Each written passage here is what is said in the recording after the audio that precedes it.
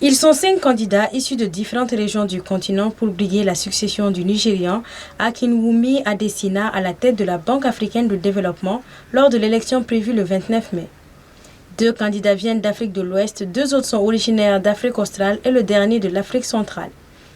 En Afrique de l'Ouest, il s'agit du Sénégalais Amadou Hott, ancien ministre de l'économie du plan de la coopération du Sénégal de 2019 à 2022.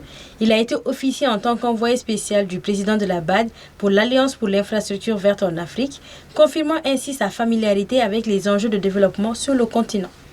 Et du Mauritanien Sidi Ould Tah, ancien ministre des Affaires économiques et du développement de la Mauritanie de 2008 à 2015.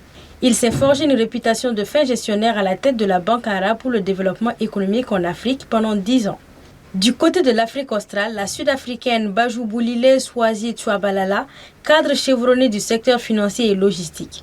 Elle est la seule femme en lice et possède l'avantage de connaître intimement les rouages de l'institution qu'elle ambitionne de diriger car elle est actuellement la vice-présidente de la BAD. Le second candidat de l'Afrique australe est l'économiste zambien Samuel Muzele Maïbo. Il est fort d'un long parcours au sein de la Banque mondiale où il a notamment occupé le poste stratégique de chef de cabinet des présidents. Et enfin, le Tchadien Abbas Mahamad Toli, ex-ministre des Finances et ancien gouverneur de la Banque des États de l'Afrique centrale de 2017 à 2024. Un profil alliant expertise macroéconomique et connaissance des institutions régionales. Parmi ces 5 candidats, une seule personne aura la chance et le privilège d'être élu nouveau président de la BAD et reprendra les rênes de l'institution africaine des mains du Nigérian Akinwumi Adesina qui passe la main à la tête de l'institution après 2 mandats de 5 ans pendant lesquels le capital souscrit de la BAD a plus que doublé à près de 200 milliards de dollars. La vie de plus de 550 millions de personnes à travers l'Afrique a été transformée.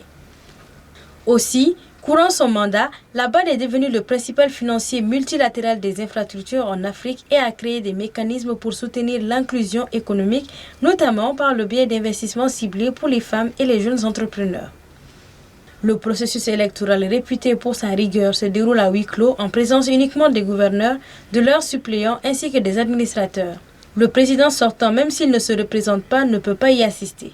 Pour être élu, un candidat doit impérativement réunir une double majorité, notamment 50,1% des voix des pays membres régionaux, c'est-à-dire des pays africains, 50,1% de l'ensemble des voix de tous les pays membres africains et non africains. À noter qu'en cas exceptionnel d'impasse après 5 tours de scrutin, le Conseil des gouverneurs peut décider d'ajourner le vote. Un président intérimaire est alors nommé jusqu'à la tenue d'une nouvelle élection.